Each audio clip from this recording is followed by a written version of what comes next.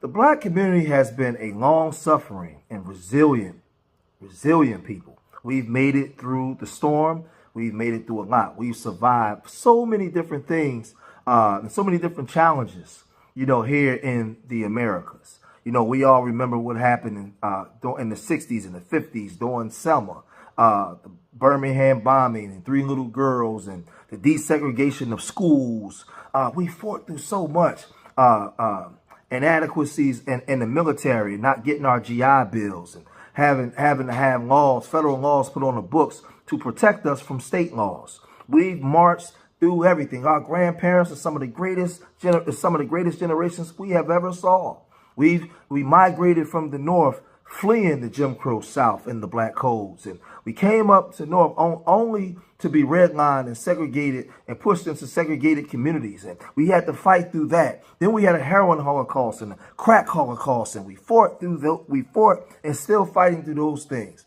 And with all that being said, we started to form an identity around that. And you have many black people coming in this country from all over the world. Some of them came here and joined forces with us. Some of them came here and delineated from us, totally separated themselves from us, didn't want to be a part of nothing we was doing, by yet benefiting from the fight that we was doing. They wanted to benefit from the fight that African Americans did, but didn't want to have nothing to do with us. They wanted to come over and just straight cosplay and grift off of us. So now we have the FBA movement.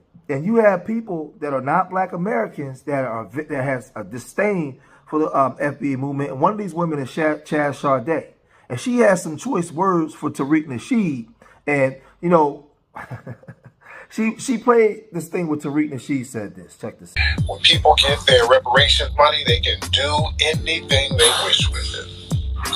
If you get your reparation money and you want to go buy a big bucket of crack cocaine, you should be able to go buy that crack cocaine and smoke yourself into a frenzy. So Chaz Sade took umbrage with Tariq Nasheed saying this, and she responded, so apparently using cash reparations to purchase crack cocaine is on code. This is why America considers black folks fight for reparations a joke. And this is the thing. She should be talking about the country where she comes from, their right to be repaired. Everybody has an opinion on our reparations and what we've been through. But there was another brother that called in to Tariq Nasheed's show that he has on Twitter or X or whatever. And he also said this. Last time I called, I said, listen, I was watching the Dr. King speech. He said, listen, I've been to the mountaintop. Listen, I ain't going to get there, but y'all going to get there. And I think reparations, it should be a selfless thing. Like our aunts, like our great-grandchildren, they should get that shit, not us. We shouldn't spend that shit on rims and Gucci and all that shit. Now, let's get into what you're saying about reparations. You think that reparations should go to the grandkids because we're going to buy rims and Jordans and stuff, right? I didn't personally say that, but I'm saying that listen, a lot of us, like I said last time I called in here, we got a lot of phenomenal black people who are going to do great things with money and the reparations. But I think we got a proportion of us that's going to do, mess up things. And, and I'm concerned. Okay, listen, what's wrong if somebody gets a reparations check? What the hell is wrong with them getting rims and Jordans? I will tell you why. Because our ancestors and our great-grandparents who marched in the civil rights movement, they didn't think like that. Dr. King took a bullet to the head because he said, look, I'm not thinking about myself. Y'all gonna get to the promised land. They thought selflessly. So I'm saying, if you want to get all our ancestors did all that marching, they did all that stomping and abuse, and you want to sit here and buy whatever you want to buy, Jordans, whatever it may be, I'm not saying all of us are going to do that. I'm talking about the slight majority that's going to mess. Got it. Well, what our ancestors didn't do also, they didn't take the bullets and march and fight for us to get nothing. So she's using the FBA as a way to say that black Americans hate these other black groups, which is bullcrap. It's funny how you guys out there go tone deaf when we express ourselves and how we feel. Y'all understand everything that we're saying. But again, I'm going to say this to my people out there. Listen to my FBA family. Everything that we fight for or vote for in today's time, they're going to go against. They're going to go against because their lifestyle is predicated on our dysfunction. This is not my grandparents' era when my Cuban mom, met my FBA father, and they created me and my grandmother. My grandmother met a FBA man, and when they were all together as one and fighting as a global Pan-African way of thinking, liberating people around the world, we're far from them days. These groups that's coming into America now are totally delineating from us. They're not coming in with the spirit of Silky Carmichael and them like that. They're not being like Farrakhan. They're talking down on us and saying that we don't need reparations. They're separating from us while at the same time benefiting from us. So yeah, we are calling out, and they know exactly what we mean. But their lifestyle is predicated on us being dysfunctional, to the point where you got Haitian immigrants saying, I love Haitians, right? But Haitian immigrants is coming and doing this. No more hate! No more hate! No more hate! No more hate! No more hate! No more hate!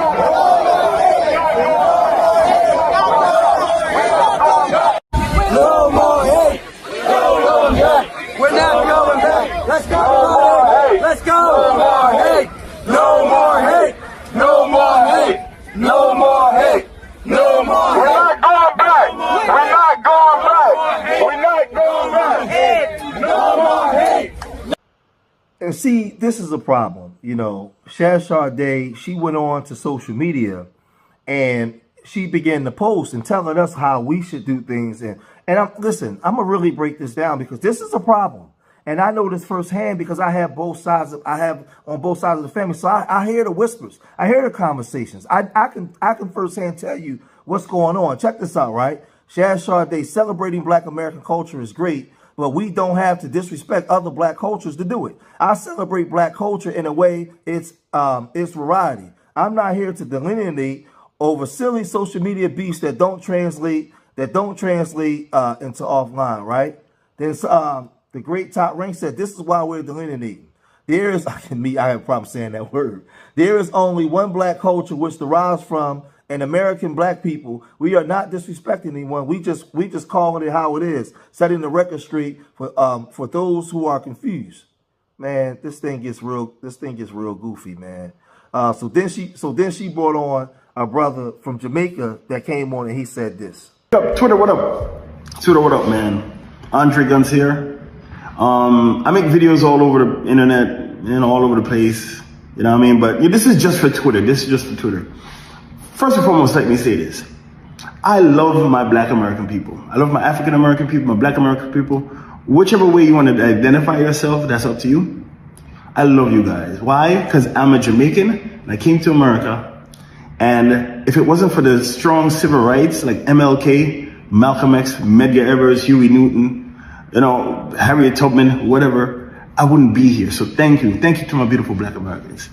Now, let me specifically address FBA, Foundation of Black Americans. This acronym started by Tariq Nasheed. That is literally just an online Twitter-only cult that's xenophobic and is right-leaning to help Donald Trump get elected. Stop it.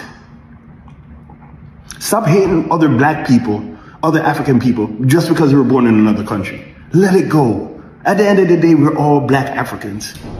I'm African, you're African. You're just denying it. We're all African people. We're all beautiful Black people. The Black diaspora is the most beautiful thing on the planet. I've been all over the country of USA. I've been all over the Caribbean, been all over Africa, been all over the world. And Black people, African people, are the most beautiful people. We're literally the same. You put a drum in front of us, we dance the same way. The women all look beautiful and gorgeous, nice bodies. You know what I mean? Black strong men. Look at our hair, right? Let it go. Let go of the hate. You're African, just like me. You're not Native American. You're African, just like me, but you're born in America. Love each other. Love each other, okay? Thank you. I'm not going to take too much time. This is just for Twitter. I'm going to go back to work, but I just wanted to say, let go of the hate, right? Big up all Black people worldwide. Big up all African people. Let's all build and connect. Stop the division. This goes to some of them South Africans that hate Nigerians too. Black people, let's all get together and build. At the end of the day, we're all African, right? So big up. FBA, let it go. Stop being an online Twitter cult. That's only on Twitter. Let it go. Big up Black people. Let me say this, and I'm going to get controversial. Because she went on to say, I don't identify with a trademark. So from that vantage point, basically, definitely not supporting that. You know, she's saying definitely not FBA, right? Then she said, somebody said, not to mention most Black American ancestors are Nigerian, nothing but ignorant, like spitting in the it's like spitting in the mirror. So she also talked about, like, you know, if we're upset with if Black Americans are upset with Nigerians celebrating Nigerian Independence Day, we should be mad at Cinco de Mayo, 4th of July, Labor Day, and all these different holidays, right? Listen, let me say this.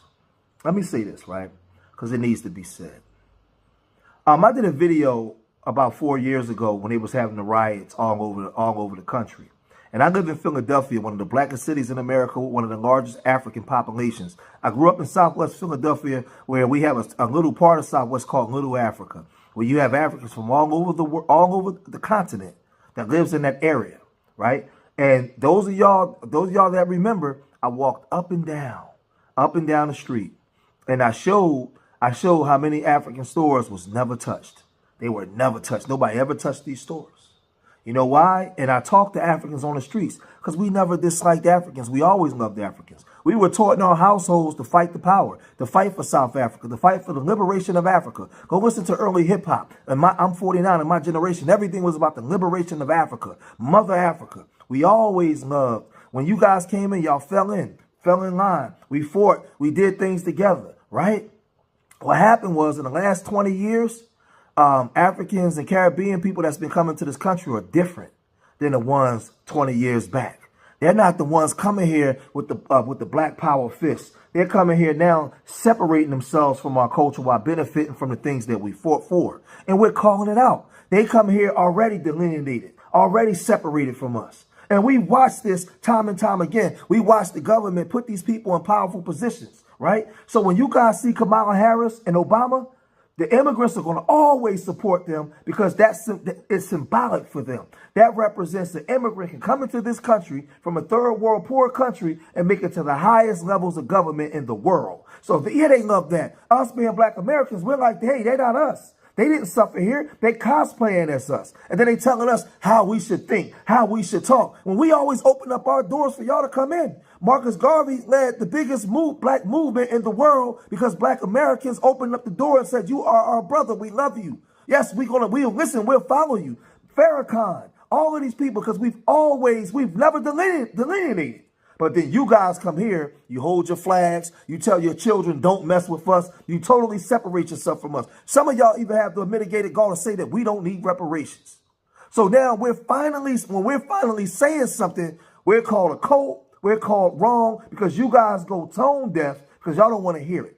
Y'all think that we're spoiled and we're out of line because we live in America. Because you got this illusion of what America should be because you come from a place where they had shanty towns or shanty homes. And I'm not saying that to denigrate or degrade my Caribbean family. I'm not. But a lot of you guys come here and look down on us and talk trash. But remember this. None of y'all would have ever came over here if you didn't already see successful Black people. Let me tell you Nigerians something in this country. You ain't doing nothing that FBA ain't do first. That ain't plowed the road for you. I've done videos on history of African-American inventors, history of African-American achievers. You are able to be in those positions and even have the right to date a white woman because of the struggle that my grandparents fought for. But you come here and you talk trash about us. So we recognize that now. We say we want to separate from the modern thinking of some of these immigrants, not the old ones. We want to separate from some because you have some brothers that are 10 toes down and understand everything that I'm saying. You have brothers from Africa on the ground that know what I'm saying is truth. But the minute we decide to separate and call out the foolishness, all of a sudden we being xenophobic. All of a sudden we being hateful. No, we're not. How come you go tone deaf when you have tribalism in your country? You guys hate the North, hate the South, and all these different countries hate each other. They delineate more in Africa than they do anywhere. Through their tribalism, I'm going to say it again, they delineate more in Africa and in the Caribbean. Look at how Jamaicans feel about Haitians, or how Jamaicans feel about Trinidadians, or how South Africans feel about Nigerians. I can go on and on and on. But then y'all got the audacity to be mad at us. We say, yo, you come here and you talking down on us and want to separate from us so that we don't want to be affiliated. We worrying about what we got going on here. You got to hold your own. That ain't got nothing to do with us no more. Now, all of a sudden, we being hateful. All you had to do was say, you know what? I respect my FBA brothers and sisters. I know that they're not talking about me. They're talking about the tethers. But no. Because remember, guys out there, their lifestyle is predicated on our dysfunction. And that's created by the W man and W supremacy. W supremacy has now not let the rebels in. The brothers and sisters in Africa that's on the ground that would be 10 toes down with us, they're not letting them in like they did in the 60s. They're letting these other groups in, these the educated class that oppress other Africans. They're letting them in. And they're coming here, they're getting non-black spouses, going to these universities, and they're talking down on us. They put them on TV like Joy Reid and so many others. They put them on TV. They joining the bootleg class, and they're against us. So when you see an Obama or a Kamala, they're not African Americans. They don't represent us. They are symbolic for the immigrant that come here. So remember that, man. I'm going to cut this video short here. If y'all made it this far in the video, hit that like button. Subscribe to Street Media TV. And remember, FBAs don't hate Caribbeans or Africans. We dislike the ones that come here and do all the negative things and talk negative about us. We don't have a mandate to hate all Africans. That's a lie. That's a lie. We love Africans. We love our Caribbean brothers and sisters. But if you come in and you talk against us, you are the enemy. Remember, I love y'all. Till the next time. Peace.